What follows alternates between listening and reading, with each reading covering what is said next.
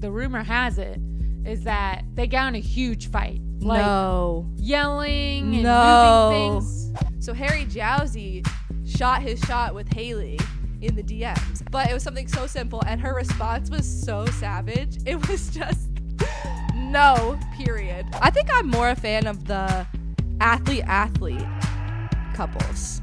All right, give me your favorite. Beyonce is actually set to make over $2 billion on her world tour. And then Taylor Swift is set to make over $1.5 billion on her Eras tour. Adam Silver basically said, like, when it got to the late 90s, it got too physical of a game where a little guy will always get beaten down by a big dude kind of thing. And so he said that was too physical, but now he kind of sees how it could be a little too soft and players, you know, finding loopholes. All right. Welcome to the third episode of What's the Buzz, where, as you know, the mic is always buzzing. And we are back at it again with another episode. Riley, how are we feeling today? We're feeling good. We're pumped. We got juicy stuff to get into, and I can't wait to just go at you, Maddie. That's just me being honest. That is just music to my ears. I also cannot wait for that. But if you still don't remember who I am your host, Maddie Kirchhoffer at Maddie Hoops on Instagram.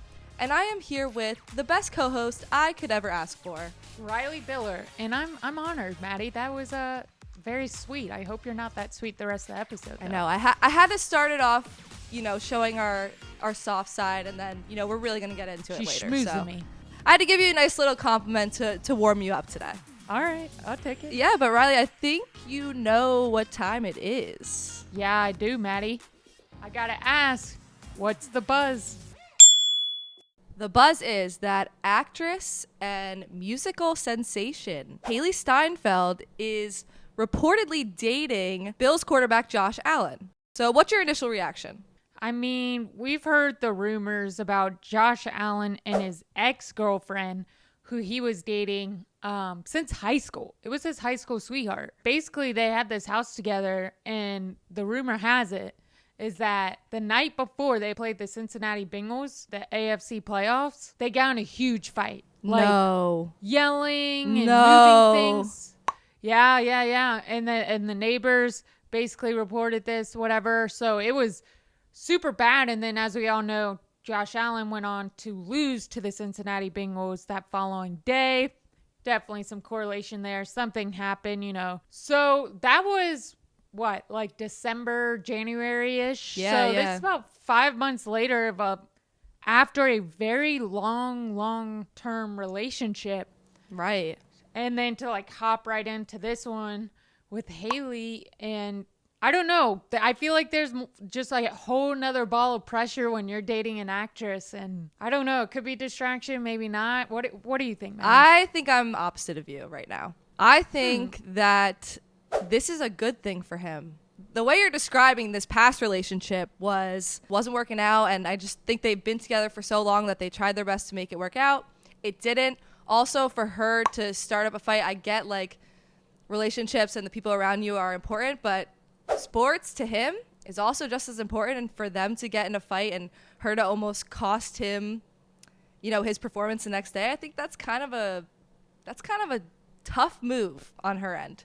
And I think but Maddie, no. You don't know what information got out, you know? What if it was really that bad? You can't just hold a reaction in for another day. You find out something, you react, especially if you're in the same house as the other person. Yeah, I would. All right, I agree with that because I feel like I'm also a very reactive person. I'm just saying I think that relationship was destined to come to an end. It's over. He's taken some time, and now he's with an actress. And I think being a pro athlete and then dating an actress, you both kind of understand that you're under this extreme pressure just in different areas. And also you have insane schedules. You have training or you have rehearsal. And so they kind of get each other just at two opposite extremes, one being in the sports world and one being in like the Hollywood space. But that's also why it might not work out. Why? Because they're both so busy, like no one's going to sacrifice in that relationship. And here's the other thing I need to point out to you, Maddie. What? You know, he was with that girlfriend, his ex, since high school. Okay. Maybe he just changed with the fame. And to me, that's a negative thing. I don't think he changed with the fame, yo. Don't even get into that. So many people change with the fame. Like, you get a hot head, big head, you just think your poop don't stink or whatever. And what was that? What was that phrase? I don't think I've ever I don't think I've ever heard that phrase walk before. Around like their poop don't stink. He's famous, so if he's getting reached out to, or whether he's reaching out to somebody like Haley Steinfeld, I don't see anything wrong with it. Even if I was that famous person or whatever, reaching out to another one, I like that regular old partner, that has that regular old job. Well, Josh Allen is not, because he's pulling Haley Steinfeld right now. So he's shooting his shot, and he's not trying to live the simple life. In his past one, it's like this girl sitting around waiting for him to come home. And that's her entertainment. We don't know her occupation. We just know it wasn't an actress. I'm just saying, I ship this relationship. Here's the only good thing that could come out of it. Now, we know a bunch of athletes and actors date each other, but specifically in football, at the quarterback position, a quarterback starts dating an actress. We've seen major success with that season. Exactly. That they're dating them. So I'm going to throw some examples out there that's kind of wild. And hit me. I don't know if it's just a coincidence correlation or what it is, but Aaron Rodgers, when he started dating Gossip Girl star Jessica Zor, Rodgers was just 2011, 2014, and won MVPs both the years that he was dating Jessica Zor. This is again furthering my point, so keep up coming. This is great. Okay. In 2007, Tom Brady was dating actress Bridget Moynahan, Moynahan. I could be saying that wrong, but that's when he won his first MVP, is when he was dating that actress. Excellent. Again, we see the correlation. And then we go back to Rodgers. And for 2020 and 2021, when he won back-to-back MVPs, that's when he was dating, and then in 2021 engaged to Shailene Woodley, and he won his MVP. So I don't know. And then they broke up in 2022. He wasn't MVP anymore. So there's definitely some weird correlation between quarterbacks and MVPs and actresses. It's just trying to figure out what that is. And maybe I know what it is. Thing, Maddie. I know what it is, and I said it just before. Maddie. Riley. It's not going to work out most times. That's not the argument here. I'm just saying I think this is a good thing for Josh Allen. These quarterbacks start dating actresses that they do very well in their career. Why is this? Because they're dating somebody who's also secure, also has their own path, and is doing their own thing. And there's not as much drama. Not much drama. They're actresses. There's always drama. I don't know. I'm going to say Haley Steinfeld is really not involved in much drama, to be honest with you. Oh, here we go. Maddie just loving her actresses. Again, we saw this in episode 1. I forgot she's a big Hollywooder, do-gooder, very naive to these people. But one day, it's coming, Maddie. Bro, she is very, not at all in the drama, not controversial at all. There's not much we can find. I think that's why people are so obsessed with her, because to this day, we only know of two. One is this Instagram model or influencer, Cameron Smoller. And then the second one is for our ex-One Directioner, Niall Horan, which I feel like is such an L. She could do so much better. And he's the one I find most attractive in the band. So and if she was going to choose one, she chose the right one. No, I disagree. Not the most attractive. Harry Styles, also not the most attractive One Directioner. I'm going to throw out Liam Payne, slept on. He's got a nice buzz cut recently. Okay, what's the buzz? It's very fitting. Let's get him on the pod. But anyway, also there were some rumors that her and Kid Cudi were potentially dating. They were at a couple Houston Rockets games courtside, but that's a flex. Nothing really came from that. Also, I don't know if you know this story, surfaced up a little while ago, but do you know Harry Jowsey? Oh, do I know him? Okay. Too hot to handle, baby. Yes, exactly. So Harry Jowsey shot his shot with Haley in the DMs and just said a basic message like, hey, literally something so simple. I don't know. We got to pull up the DM to show. But it was something so simple, and her response was so savage. It was just, no, period. That's all she answered. Okay, I do like that. And he was like, what? What did I do to you? She's looking for some high caliber men. Harry Jowsey, you are not it. I think I'm more a fan of the athlete couples. All right, give me your favorite. Like Simone Biles and Jonathan Owens. They recently got married. Adorable. He's got a lot of pressure on him. Okay, and so does she. So they can she's already a solidified superstar. They can just go through that pressure together, and she can help him out because she's been through a ton of pressure. So we got her. We got Kelsey Plum and Darren Waller. Oh, their wedding was so cute. Cuties. The best. They think that he got traded because they didn't invite the Raiders GM to the wedding. No. Did you see that rumor? I saw that he got traded like right after they got married, but I did not see that rumor. That's hilarious. Then obviously with World Cup coming up, Julie Ertz and Zach Ertz. Come on, you got to tell me they're cute. They're so cute. Certified winners right there. And then Sue Bird and Megan Rapinoe, another one. Like I'm very into the like athletes and athlete power couple. Like they just get each other, you know? Maddie, speaking of interesting duos. Oh, God. Recently, Kevin Garnett sat down with NBA Commissioner Adam Silver to talk about the state of the NBA and what changes we are expected to see. So, Maddie, what's the buzz? Dang, no way. Actually, I got to ask you, Riley, what's the buzz? I can tell you what the buzz is. Basically, Kevin Garnett asked the question that we all want the answer to, which is, what are we going to do? This NBA is soft. Oh. And he said it straight to Adam Silver. So shout out KG, always speaking from the heart and for all of us. And basically, he was just like, you know, is the league getting too soft? Do we think that the hand check rule that was taken out in like 03, 04, is it going to be brought back into the game to be legal? Adam Silver basically said, like, when it got to the late 90s, it got too physical of a game where a little guy will always get beaten down by a big dude kind of thing. Right. And so he said that was too physical, but now he kind of sees how it could be a little too soft and players, you know, finding loopholes to get those fouls. Right. And no one wants to watch a game full of foul shots. Yeah. So I'm with Kevin Garnett here, except I think Adam Silver, I don't know what he really means.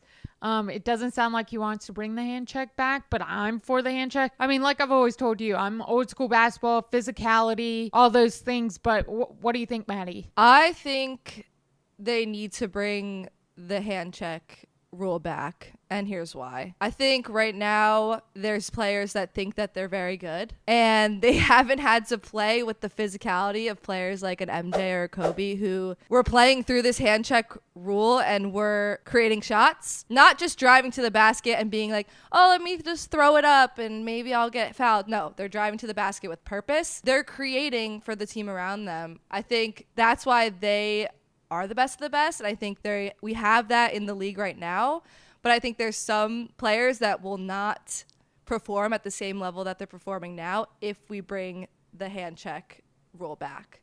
I think it'll be a good wake up like reality check, specifically I guess more like guards who get open shots and drive to the basket without a real purpose half the time. Also in terms of like post players, I think they'll really benefit from this.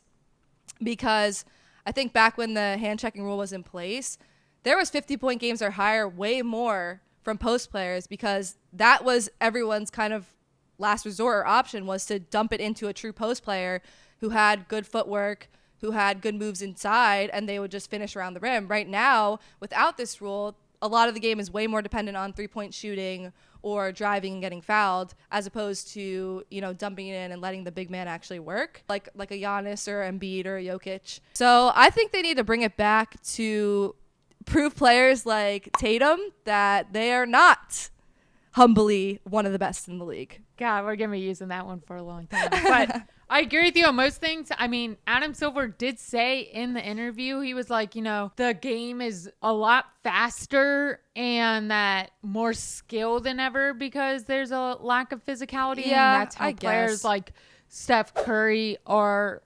flourishing. But if they were to bring the hand check back, I mean, there's no way Steph Curry would be able to do the things he did. No, that's what I'm saying. Like, there's just no way. But I rather the physicality than the extra skill, because extra physicality would mean more team basketball and you have to play together. Like, right. If you watch the Jordan doc, like when they came out with the Jordan rules, he had to work on learning to pass and move the ball between his teammates. That was the biggest thing he had to learn to do, because they would just rip him down 3 people at a time. There has to be more physicality. And then if we get into the flagrant foul stuff, it's so inconsistent. No, 100%. They're like anything above the head, anything above the shoulder. Like, we don't even know anymore. No one knows. No, literally, the announcers also, like, on the TV goes like, I don't know, it could be a flagrant foul, but we also saw it not called the other night. Like, put a rule in there set in stone, and accidental contact is accidental contact. Right, 100%. Like, that should never be a flagrant foul. Thank God that we can review, because otherwise, like, half of these calls, it's like they could just change the whole game. And also, but that's the problem is review. Review is they go back and they go, oh wait, that was also flagrant. Oh, yeah. I just think the lack of consistency between determining if it's like flagrant 1 or flagrant 2, like, excessive conduct is like what's written in the rules, and it's like it's just judgment, because right now and we see refs getting investigated. Like Lewis, who is a diehard Celtics fan, they found out he had a burner account, 22-4 record when repping the Celtics. Those judgment calls come into play, dude. Like, refs, they shouldn't be able to control the outcome of the game. Never, ever, ever. I just think we got to go back to 90s, early 2000s. Maybe not throwing down full bodies or anything like that. I mean, it's just how you play, right? Like, it's just how you want to play. It's a physical game. Yeah. It's a physical game, But bro. I don't know if I would say the NBA is soft. I just think it's soft. I wouldn't say it's soft. I would just say it's a different style than what you like to watch. I don't think it's soft. I think Dude. Anthony Davis got a little love tap in the head and went out on a wheelchair. If that ain't soft, I don't know what is, because in that same week, a hockey player got the skate, went across his face, gushing out blood, 75 stitches. Guess what he did? He came back in the freaking game. That's toughness, man. I need some of that. Bro, you can't use AD as the example. You know AD is soft. You can't have AD represent the whole NBA here, bro. Okay, let's use the god LeBron James of Adam Silver. I mean, this dude got hit and he's like, I'm seeing 3 rims. So go. I was like, Jesus, get it together, bro. Like, imagine if you were thrown down like the Pistons did to Jordan. 2 seconds. I mean, he's freaking what? 250, 6'8"? Get up.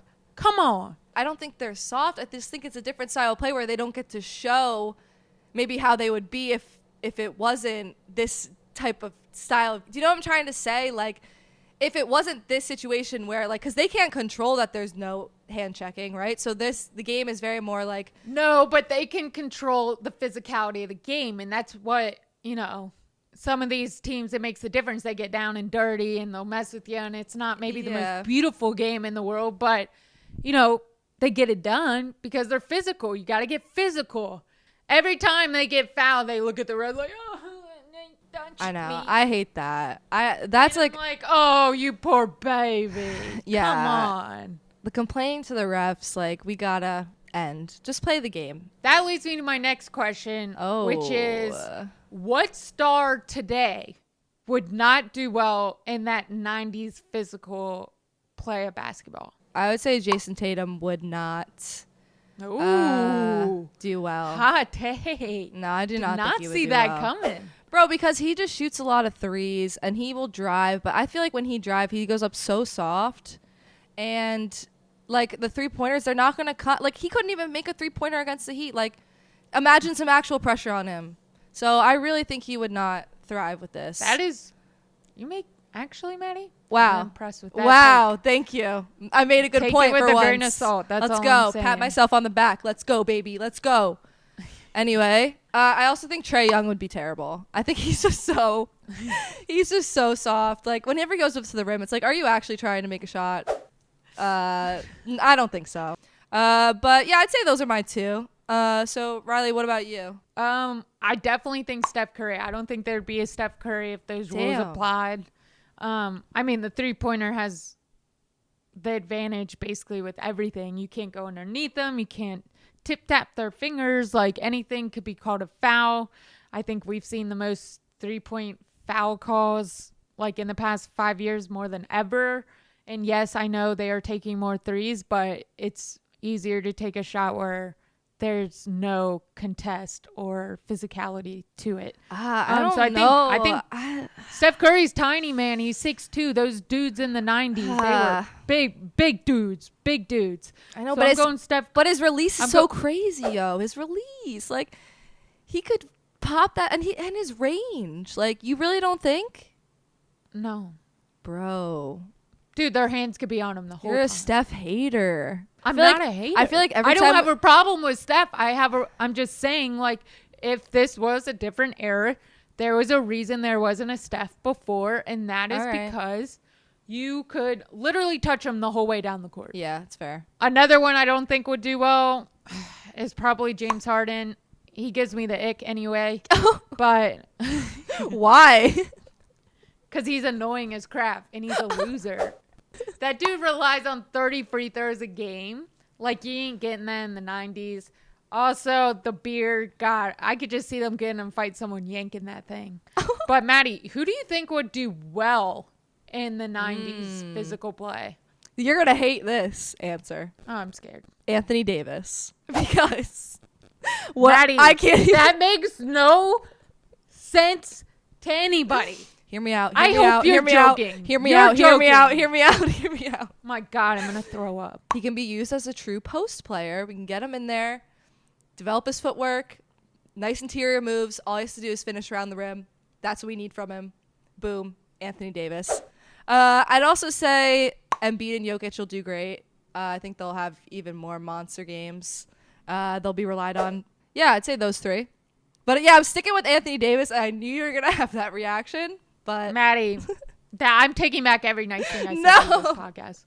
No. I'm taking it back. That was so god-awful of a choice. I can't believe you put that in the universe. So the two players that I think would do exceptionally well in the 90s would, one, be Jimmy Butler.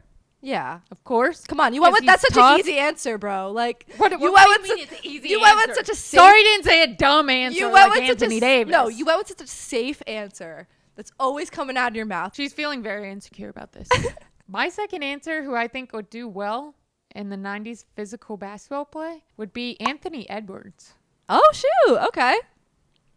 I don't hate that. I don't hate that. I could see him. He's got physique for it, as well as he's kind of got that dog energy. Like, he wants to be physical and like get on people. I could see him doing exceptionally well in the 90s. Has that athleticism, really developed that jump shot. I could see him being annoying as heck on defense. So yeah, I think that's who I'm going to go with. No, that's a good pick. Also, throwback to our Anthony Edwards whistle story when we had Juancho Hernan-Gomez and Adam Sandler on, and Juancho told the story of Anthony Edwards when they were, filming for one of the scenes, and Anthony had to let Juancho dunk on him, and he wouldn't. And it's like, bro, this is like part of the script. Like, it's part of the scene. You have to let him. And he was just like, no. So it just shows, like, even in like behind the scenes of like a movie, this man is just, the physicality is showing. Like, he's so competitive. So I agree with that. I do. Either it be the 90s, early 2000s, or today. It comes down to one thing and one thing only when it comes to NBA, and that is making money as an organization or person. We can't skip over the amount of money that Beyonce and Taylor Swift are making on their tour. Yes. So, Maddie, what's the buzz? Yeah, so Beyonce is actually set to make over $2 billion on her world tour. And then Taylor Swift is set to make over $1.5 billion on her Eras tour. I mean, I love the women power, baby. But sheesh. What? That is a lot of money right there. Well deserved to get to where they are. I have mixed feelings. What are your mixed feelings? Like, are they worthy? Yes. I had to go see a show, which these are probably the top two shows, at least in the U.S., to go see, I would guess. Right. I would pick neither, probably. Oh like, there's other people I'd rather see, and that I think might have a little bit more talent. Whoa, you want to say that? Wait, you can't just mutter that under your breath, bro. Say it with your chest. Say it with your chest. Fine. Go. There are people with more talent than these ladies. Okay, name me 3. All right. Adele. Bro. Okay. Sam Smith. No. What is happening? Yes. What is happening? And Rihanna. Rihanna, okay, acceptable. We're done here. But What do you think? no, I mean, I'm very happy for both these women. I didn't say I wasn't happy for them. Good job. I'm talking here, okay? I'm talking. Wow. They're both extremely talented. I mean, I think they both worked extremely hard to get to where they are. Like, respect both of their music. Taylor Swift, all of her everything is so strategic. Like, albums relating to one another, the way that she got around Scooter Braun profiting from her old albums and her re-recording everything. And then just the little details down to, like, in the Eras tour where she tries to make every concert unique to each location by having, like, surprise songs or, like, certain guests coming out. Or one of the most recent ones, she premiered her Karma music video featuring Ice Spice live to that whole audience. Like, I think they're just like stepping outside of the box of what like a normal concert experience has to look like, and they're like actually doing it for the fans. And I think that's why people will pay this insane amount of money to go to their concerts. Yeah, I mean, I don't disagree with that. They put on a good show. Yeah, Taylor Swift performed in the pouring rain for 3 hours. This girl, was epic. She's tougher. Great PR. She's tougher than the NBA players. Am I right? Performing in the rain. That I'm not going to disagree Performing with. in the rain. I like that a lot. Name me your favorite Beyonce song. I like Crazy in Love with Jay-Z in it. I mean, look, it's so crazy in love. Oh. That's a good song. What about you? Favorite Beyonce? I wouldn't call mine basic. I call mine soulful. Okay, go. Halo. Oh, that's such a good one. Like, see ya, Halo. That's a good one. So basically the consensus is when it comes to Beyonce is we both like old Beyonce as in early 2000s. Agreed. But let's switch gears to Taylor. What is your favorite Taylor Swift song of all time? I think I'm going to say Mean because I love that one line where it's like, all you are is a mean and a liar and pathetic and alone in life and mean. Like that, like that's all I need to just sing to all my enemies. Give me yours.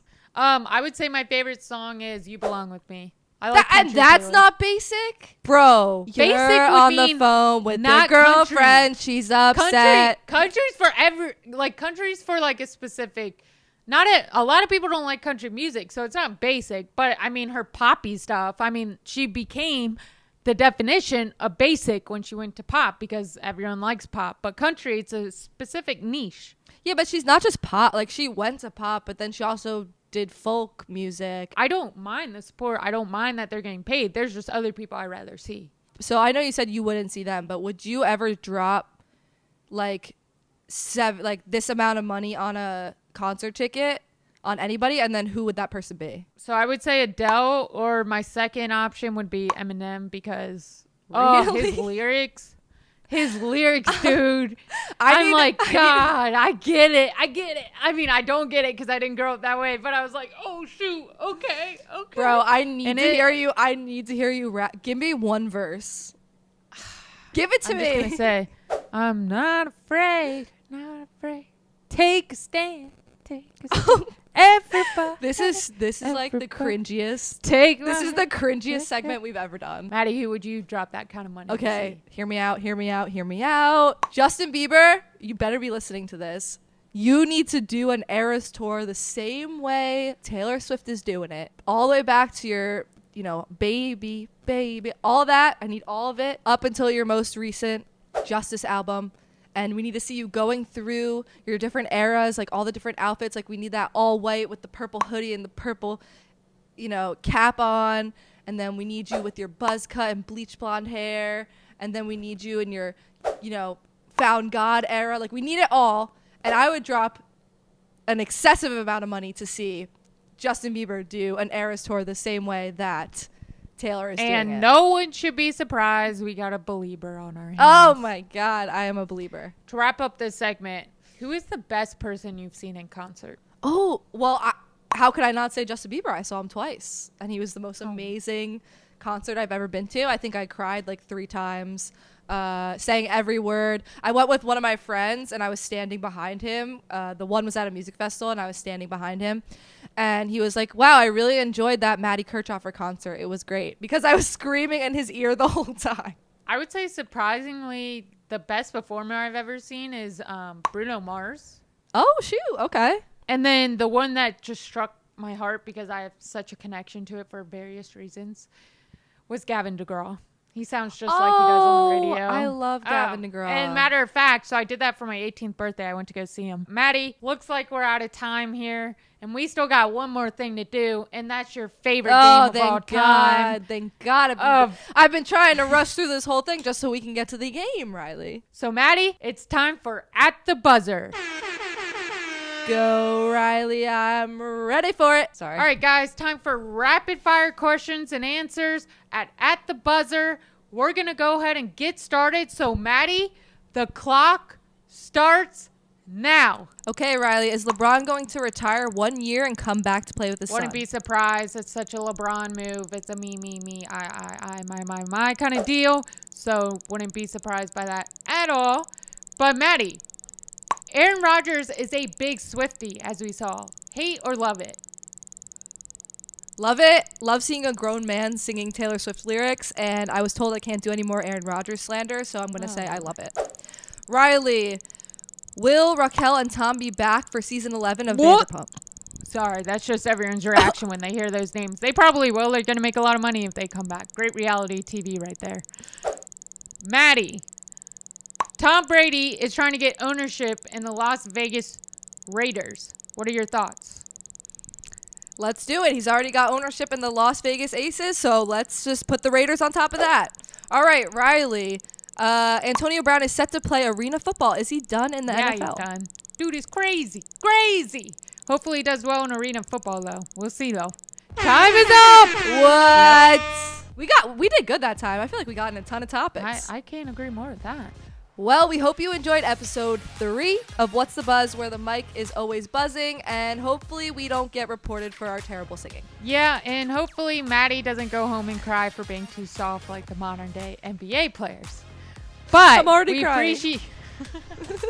We appreciate y'all tuning in, and make sure you check out our past episodes and soon our upcoming episodes only on Whistle. Buzz, buzz, baby. Bzz, bzz.